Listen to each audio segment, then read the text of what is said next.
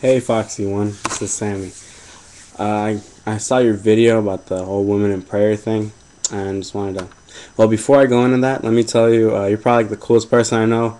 Not the fact that you said like all Arabs are hot or anything, but because that you actually got to know Arabs and Muslims for who they are as people and not what the media portrays them as. And that right there is actually a Muslim characteristic, because in the Quran, I don't know where, but somewhere in the Quran it says that the reason why God created different races of people is so that we all can get to know each other, and that's what you're doing. You're getting to know other people, which is pretty cool. Anywho, about the women in prayer.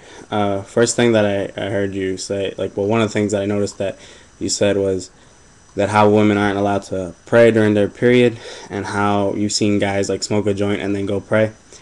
In the Quran, it's stated, and again I don't know where, but it's stated that uh, it says don't pray while intoxicated. So if they're drunk or if they're high and they're praying, that's a huge sin. Another reason why another thing is that women aren't allowed to pray during their period, not because of the fact that they're dirty, but basically, if you know anything about praying and wudu and ablution and all these other things, is that if you bleed, you break your wudu and you have to perform it again.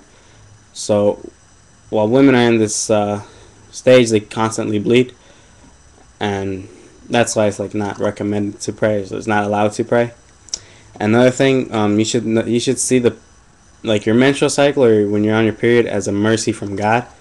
Meaning, I don't know if this is in the Quran or if it's a hadith, but it's said in the religion basically that if you were to grab a rose and the thorn pricked you, you'd be forgiven for like some minor sins.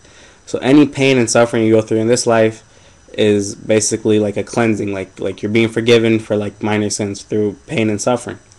So when women go through this every month, they suffer basically with cramps and stuff like that. I don't know all the details, but I know that they suffer.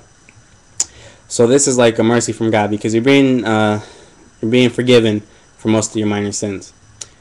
So, and also like one of the reasons why they're not allowed to fast either during this time is basically because of that, because it's hard for them as is, because they're going through all the pain and suffering, and on top of that they have to fast or keep up with the prayer, and that's basically it. I'm telling you this because my cousin is a female and she's a sheikha, almost you could say, because she's studying the religion. She's real smart, but so I got all this from her.